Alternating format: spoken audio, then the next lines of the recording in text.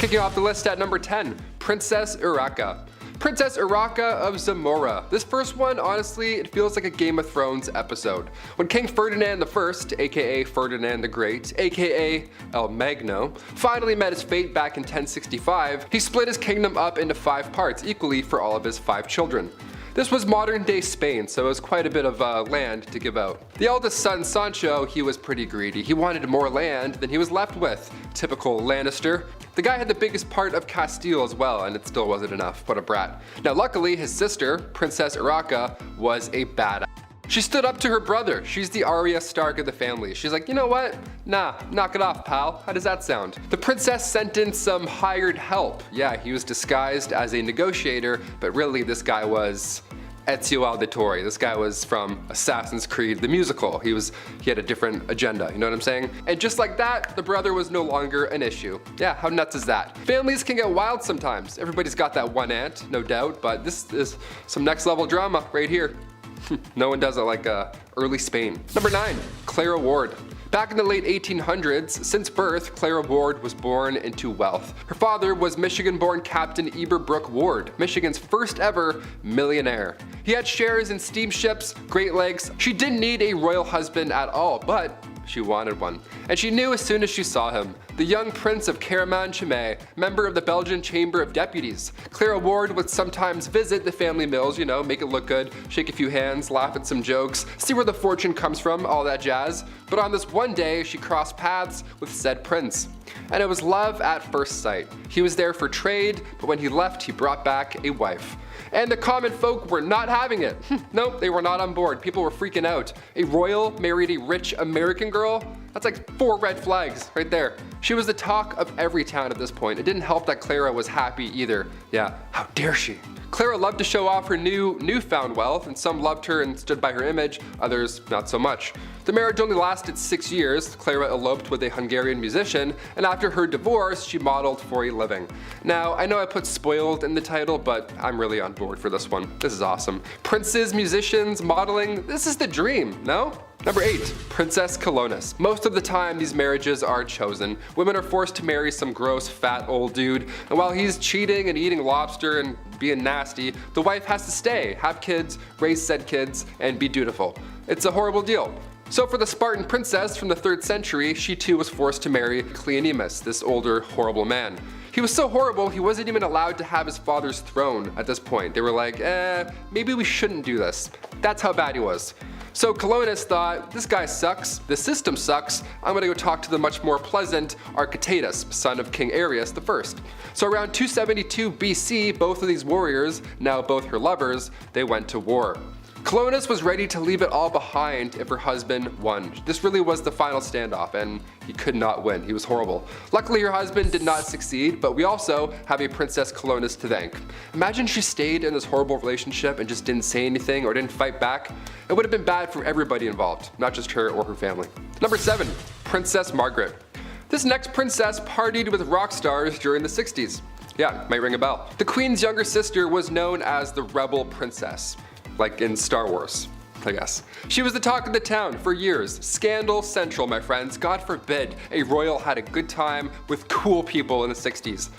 She passed away in 2002, but we're still talking about her love life. For example, Pablo Picasso moved to California in 1955, and he said there's only one possible bride for him, the 24-year-old Princess Margaret. Also, yeah, Pablo Picasso is way more recent than all of you thought, guaranteed. She always had the spotlight. Her wedding was the first ever royal wedding to be aired on TV. That was May 6, 1960. And in 1968, word had spread that the princess had an affair with a nightclub pianist, Robin Douglas Home. And then come 1973, paparazzi got photos, proof of Margaret hooking up with a landscape gardener on her private island. Yeah, how dare she do things on a private island? Where did they even get these photos? Like through bushes? These guys are crazy. And one of the most unusual facts surrounding Princess Margaret was that she was cremated. Yeah, she had chosen to break tradition so that her ashes could be shared in the same tomb as her father. Yeah, all these acts historically are unusual. They're unheard of, to party that often, publicly, to break vows, and then even after death still break tradition. To that I say kudos. The woman lived her life the way she wanted to. This is a life lesson, my friends. Unusual acts when it comes to royalty, yeah, we'll talk about that and have a good time, but it's also fair to mention that Princess Margaret also supported more than 80 charity organizations in her lifetime. Yeah, we don't talk about that one though. Number 6, Queen Victoria. If I'm eating, don't acknowledge me as a human being. I sound like an animal when I eat. When I'm really diving in, like holidays, I'm not a human, I'm an eating machine. I don't waste any time, I love food, and if you're a queen and you can eat fast, well, everybody else has to eat at the same pace as you. How lovely is that? This began back in Queen Victoria's time. The queen loved to feast and she didn't waste any time at all. The way the royal family works is that when the queen is done, you're done. Doesn't matter where you are in your meal, if she just puts her cutlery down, everything is going, and then the next course will come in. You could even have one bite. You could be like, okay, here we go, and then it's gone, just like that. All because she could eat a lot of food in a short amount of time. Hurry up, slowpoke. Also, once the queen gave a toast, you couldn't even speak at that point. Yeah, just right down to business, just eating food, that's it. This food would be taken away at lightning speed, so you better get what you wanted fast. You'd only have like 2 minutes, really. I would just put food in my pockets, like it's all you can eat sushi. That's what I'll do. I'll never leave sushi behind, no matter how full I am. Never. That's one rule, never break. I'll pocket the rest, always. I'll bring a coat with a lot of pockets. Save a few California rolls for the bus ride home, in case I get a second wind. Number 5, till death do us part. Funerals are pretty expensive, especially a royal one at that. It takes a lot of power to dig and then carry around these massive caskets, which back in the day was even more exhausting because, we didn't have protein shakes or any food really. Joanne of Castile was born in 1479. Her marriage to the Duke of Austria was arranged, but she was very much in love during this time. When her husband finally met his fate in 1506 due to typhoid fever, Joanna would have his tomb unearthed over and over again and then reopened over and over because she wanted to make sure that he was still in there and that he was still dead. Now, of course, on one hand, yeah, I feel bad for the queen here. She was clearly not coping with his death very well, but like this, what a privilege, what a gross privilege this is. To have his tomb open and closed over and over again, she would make people carry around his casket everywhere she went. Sometimes she'd even keep it under her bed. That's creepy. See, ashes, I could understand. That's like a one-man job to carry those around. A little less odd, but a 1,000-pound royal coffin? I also feel bad for the guards who had to cope with his death as well. They had to carry everything. They must have had one really jacked arm after that entire process. Number 4, a duel. A duel with a princess? What is this, Star Wars? What is this list? Hungarian Princess Pauline von Metternich was married to Prince Clemens. She was born in 1836, and she had to marry her uncle when she was only 20. So, yeah, surprise, surprise, she was a little unhappy. Weird, right? Who would have guessed? So since the marriage began, her husband was involved in numerous affairs. He liked going after actresses or singers, whoever. He barely paid any attention to her at all. That is until, she started to have a little fun in life. Yeah, then he's like, how dare she? Yeah, once she got over this gross prince, she had a great time. She drank, she smoked, she defied convention, all things you shouldn't do, but most notably, her duel in the summer of 1892. Yeah, she challenged another royal, a countess, to a duel, in nothing but a corset. To this day, it's not yet determined who won this duel, but a princess dueling in the dark after some drinks? This is epic, this is wild. Imagine if this was a Disney princess instead of Sleeping Beauty. Are you kidding me? Parents would be like, okay, go off, queen, I'm on board. Don't look. Number 3, Ice Princess. Anna Ivanova, the Empress of Russia from 1730 to 1740. Okay, where to begin with this one? It's kind of chilly. First of all, Russia is a pretty cold place. This is coming from a Canadian. This next story sounds absolutely awful. In celebration of their victory over the Ottoman Empire, Anna Ivanova gave the order to build an ice house. An ice palace, rather. Of course, it's a palace, a big glorious, the best of the best for a princess, right? Always. 20 meters by 50 meters. Every corner was carefully crafted. Some guy was just like licking the corners to make sure they weren't sharp. There were intricate decorations all over, like ice trees, ice birds, yeah, you get it, a lot of ice, it was an ice thing. Everything was made out of ice. How magical is that? Hope you brought your non-slips. Princess Ivanova arranged this to celebrate the marriage of one of her maids and a prince. These two didn't know each other prior. They were then forced to marry each other in a freezing cold palace, and then they had to ride an elephant. Again, in a freezing cold palace. And all the guests were forced to attend the wedding dressed up like clowns. Yeah, this is pretty awful. Nothing like the film Frozen at all. Way different of a princess. Different Anna. Number 2, Heart of Glass. Alexandria of Bavaria, the 23-year-old Bavarian princess who believed she was made out of glass. Isn't that fun? Isn't that fun to deal with? Imagine that. Alexandria was also quite the scholar at the time. The young 19th century princess was into reading and literature, all that good stuff, but she also believed that when she was younger, she had swallowed a tiny glass piano. So if she were to move around too quickly or bump into anything, she was afraid her inner piano would shatter into pieces. Do I think this is a princess being spoiled? No, not at all. This was probably an undiagnosed psychological condition. But at the time, everybody was like, oh, she's just fragile, she's noble, she's a noble glass lady. No, she literally thought she was made out of glass. This is a problem. The glass delusion was common in the Middle Ages, but again, so were barbershop dentist surgeons, so, you know. And finally, number 1, Isabella of Spain. Going back to the 15th century to Queen Isabella of Spain, we're getting pretty nasty for this number 1.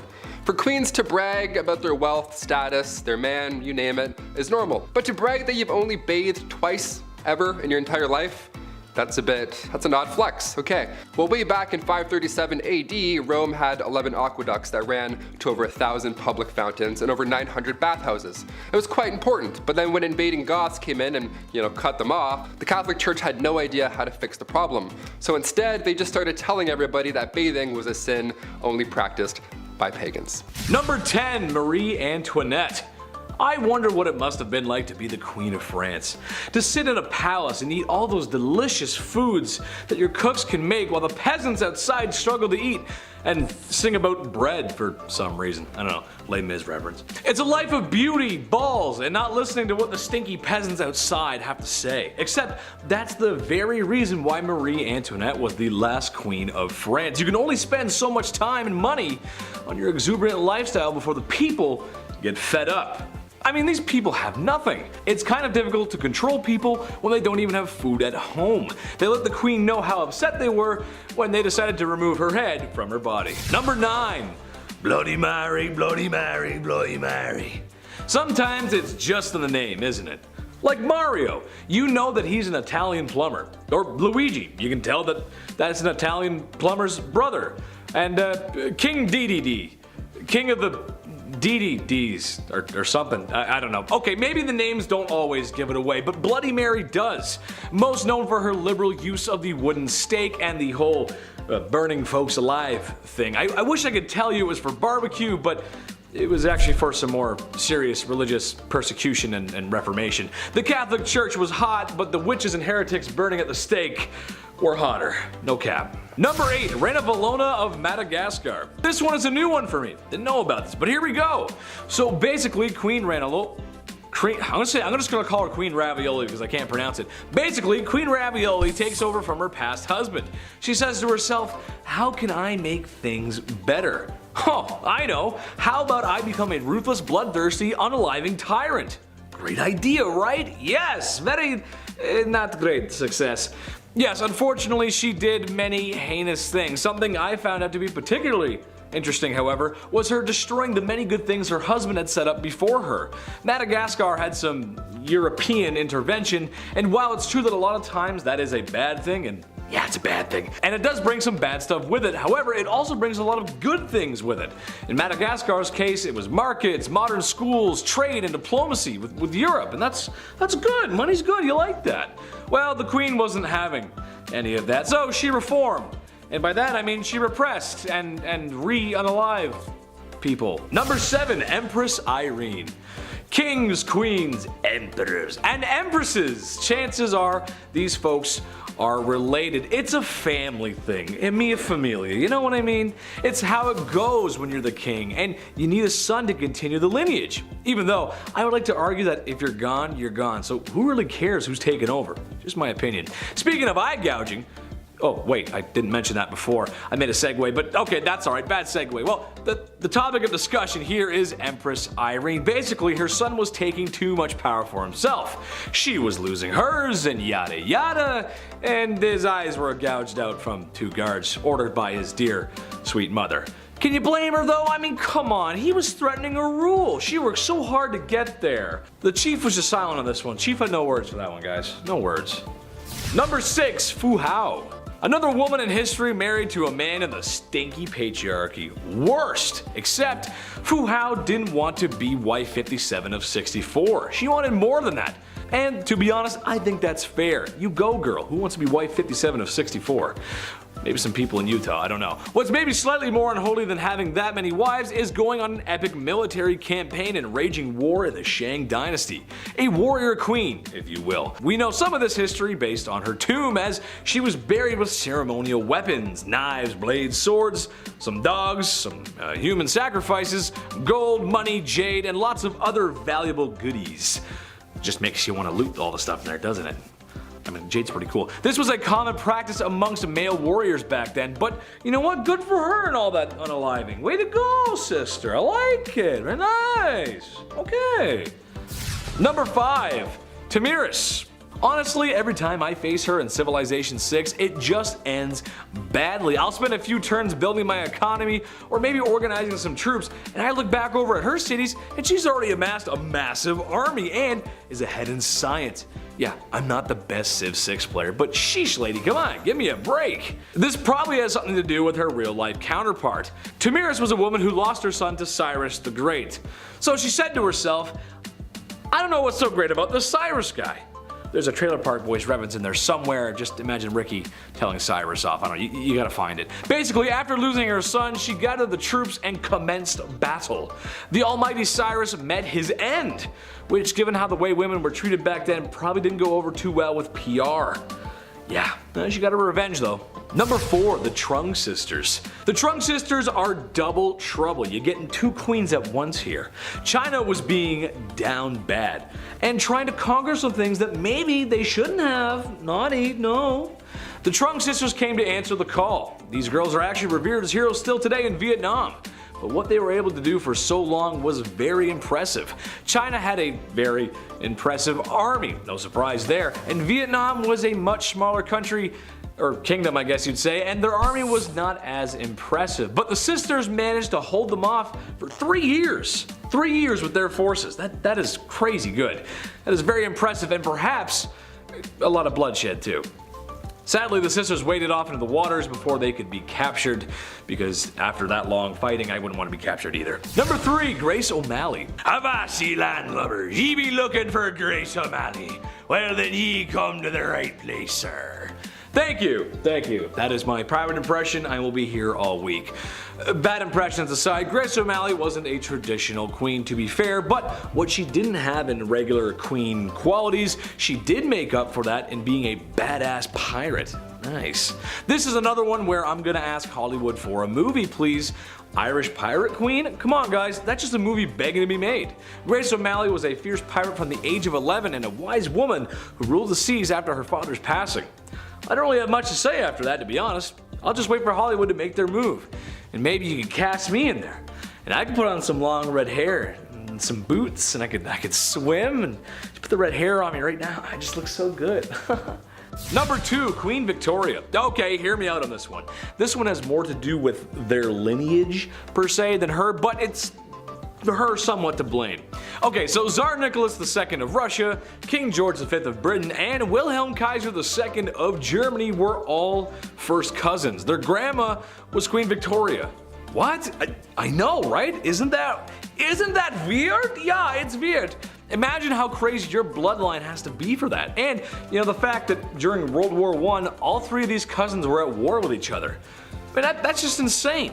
I mean, families fight, sure, but come on, man. Get the mustard gas off the table, bro. Come on. That's cheap. Just don't. Number 1, my mom.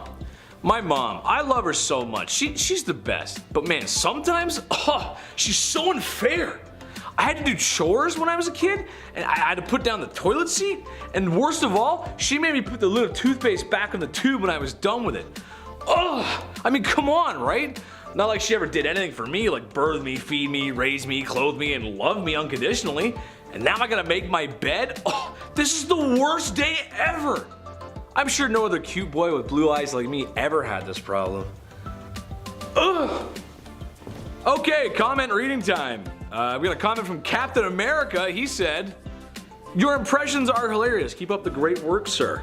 Thank you very much, Captain America, and thank you and all the Avengers for the good work that you do. Thank you to Iron Man. He's a cool guy. I like him. And Spider-Man. Tell Spider-Man I said hello. Thank you, Captain America.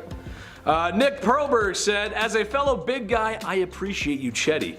Oh, I bow to you, sir. I bow to any other large gentleman, portly sir out there. Thank you so much for watching. I appreciate that. Thank you so much. Wow, that's so nice. Jelly Helma says, crazy. I was crazy once. They locked me in a little white room. I liked it there. I died there. They buried me where the flowers grow. One grew down and tickled my nose. It almost drove me crazy. Crazy. I was crazy once. Ha, guys, that's good. Very nice. I like. And finally, we have Curious Man. Curious Man said, worst job ever, shoveling concrete in July in Fargo, North Dakota. Runner-up, plastic pipe butt welder in an unair-conditioned steel building in July in Fargo, North Dakota. Yeah, that is not fun, dude. That was from the video when I asked worst jobs ever. Yeah, that is not fun. Sweating. I used to work in a garden center, and man, it had no air conditioning and 40-degree weather. As you can imagine, Chetty did not do too well there. I was sweating quite. Had to change my shirts a couple times. You know what I'm saying?